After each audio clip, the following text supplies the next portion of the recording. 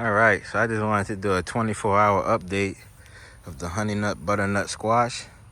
But before that, I'm going to grab one of these Apache blackberries that's almost ready, but a little bit early. I should have waited one more day, huh?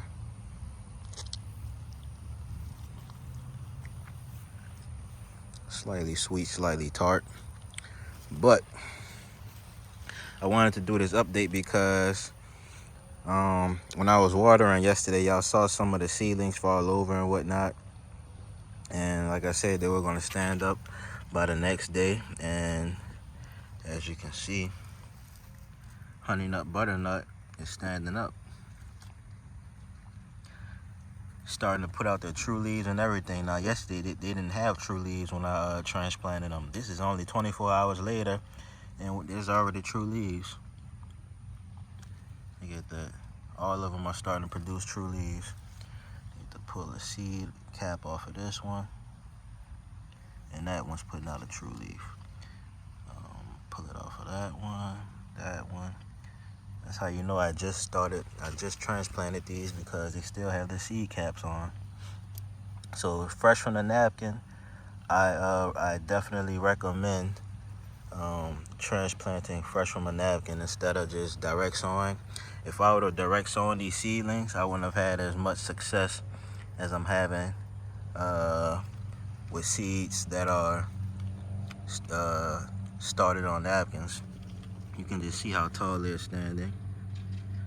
And that fertilizer actually helped to perk them up too, and most likely that fertilizer tea that I put on there. Now this is one that's laying down, but I believe this was the one that had the soft stem. So no problem there. I kind of figured that one would have had an issue, and this one also had a soft stem. So those are the only two that's laying down, basically, the ones that had soft stems and they were starting to go bad, basically. Gotta wait for this one to put out a little more growth so I can remove that leaf without, or remove that seed without tearing that leaf. But I just basically wanted to do this little short update with y'all. We can go take a walk around the garden also. I put this longevity spinach on the corners of the bag just to help the bag stay open so it doesn't fall inward, and that increases the sun exposure for these plants. Next, what I might do is I'm gonna let them grow a little more, and then I may come and mulch with some green leaf material or something. But I'm just trying to figure it out right now. But eventually these are gonna put out enough leaf growth to where you wouldn't need mulch anyway. They're gonna protect that soil. So you want to maximize sun exposure, but you don't want to maximize the sun exposure on the soil. So that's a big difference there. First, I guess we can look at this big fruit set right here. Melon watermelon.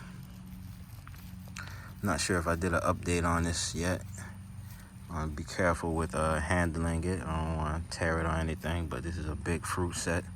Growing real nicely. Feels like it's about a pound. Weighs about a pound already. Growing at the edge of this grow bag, so I have to be careful that it doesn't fall and snap off of that vine. There's a sunflower getting ready to open up. I need to plant my Hopi black dye sunflower. Plenty of fruit sets on watermelon, especially some new ones. Basically some flowers that I missed. This is one that I pollinated yesterday. Hoping that one does well. Watermelon is taking over very nicely. Royal Golden, we don't need to walk in there and go check it out, but Royal Golden is putting out male blooms. I haven't seen any female blooms yet. Dwarf Cavendish is just so beautiful. Ahi Pineapple, this is putting out tons of peppers. You know, we did a big harvest already where I harvested 12 ounces of peppers, and I'm pretty sure there's another 12 ounces on here that's ready to be picked or will be ready to be picked. Whoa, look at that tiny frog. Let's see if we can, I don't want to scare them. Where's the camera looking? All right, there it is. That frog is, it's a small leaf that it's on. Y'all can see that frog there. Real cool. So all type of wildlife in here. Ahi Pineapple is in various stages of growth. Malura, plenty of male blooms. Still have yet to see any female blooms. The sweet potatoes are doing excellent. Over here, more Malura, Desert King. We can see the first female bloom that will open up real soon. Plenty of male blooms, but no female blooms have opened yet.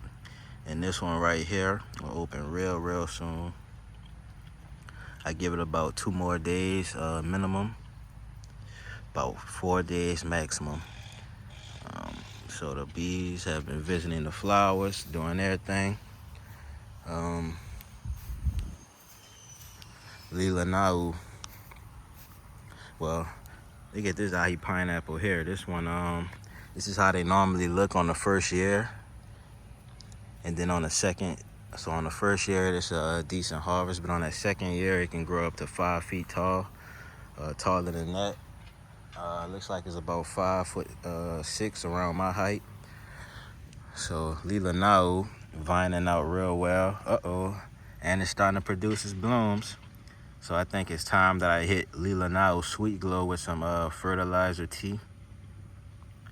It's starting to produce its blooms, so that's the perfect time to hit it with some more fertilization, because it's gonna need an increased amount of nutrients if you want it to do real successfully. And it's growing way faster than the one that's down here. That's basically in ground. So grow bag is doing better than in ground, maybe because that soil is heated up and I'm keeping water on them. Bunch of carrots, of course, new Corota. These are flowering. Mampukuji carrot is also flowering. Crimson Sweet, I need to put some fertilizer on it. I believe we can see the difference that fertilizer makes, because I planted Crimson Sweet a few days ago and it still hasn't started putting out its true leaves just yet, but it will soon. And I believe that's because I haven't put that fertilizer on it with that green tea, or that fertilizer tea. Now we saw with Honeynut, Butternut Squash, that thing started putting out true leaves within 24 hours. So I believe that fertilizer and that tea makes a difference. I'm going to put some on Crimson Sweet today, and we'll see if there's any change by tomorrow.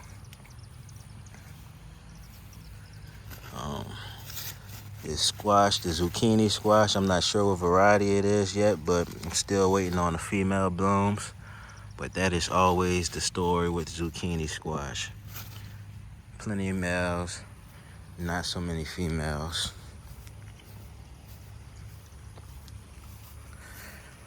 Harumathu, I finished watering it earlier today. Harumathu is doing real well. Female flowers on there, of course. I removed the bag from the one I pollinated yesterday, which is right here. This was the larger flower, and I'm hoping to see it start swelling in the coming days.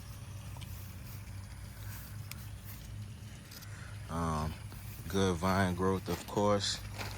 Very healthy vines, large leaves.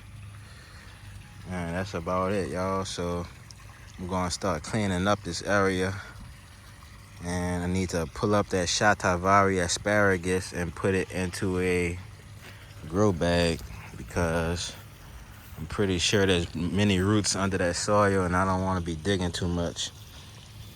Back here we have Tohono O'odham. Cannot forget about this variety. Tohono O'odham yellow meated watermelon. A couple of seedlings there, just starting to vine out. I need to come put some more fertilizer down and hit this with some green tea. Those leaves look slightly yellowish. And I've noticed the yadfa starting to sprout everywhere, so I'm gonna have a lot of yadfa I noticed some in this bag, and then I noticed some over here. Well, I noticed a lot of them over here with the Harumathu.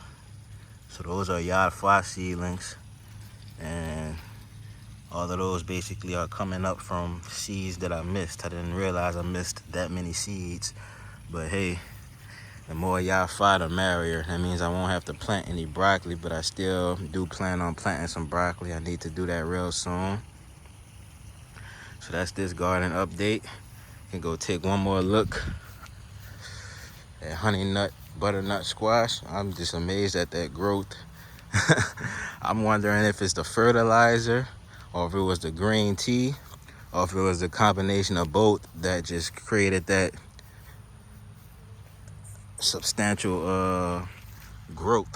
I mean, they're putting out true leaves literally in 24 hours. There was no sign of true leaves yesterday. When you're starting seeds on napkins, there's just no true leaves at all. It's not something you could expect. So you don't expect to have true leaves until you plant your seeds out. But that's real fast growth. Even these longevity spinach, I broke the stems off and put them into the soil, and they of course got the same treatment, or they're taking in the same nutrients that those squash seedlings are taking in, and the longevity spinach didn't seem to wilt at all or anything. So it must be the combination. So I'm going to start using that combination, and I'm going to make a more intense fertilizer tea. So that's going to be my next video, showing y'all how to make a even more intense fertilizer tea instead of just that basic one. But even that basic one, as you can see, can have extraordinary effects. So that's that, y'all. Ended on this melon here. This Wondermelon watermelon. Really excited about this variety because there's no information about it online, unless you go to Sandhill Preservation website, and they don't really talk much about the flavor and all that. So you know, with me, I like to do bricks readings. I like to do the whole examination. So it looks like it's gonna be a melon basically that has a solid color. It's not gonna have stripes or anything, so that's plainly obvious right now. Sandhill says it's supposed to be red fleshed, so I already have that in mind. Now I'm just wondering how large it's gonna get. They say up to 40 pounds, but I'm wondering how large it's gonna grow in these grow bags, and then how well will it taste. So that's what that bricks meter is for, and that's what our taste buds are for, to measure taste. So that's that, y'all. See y'all in the next one.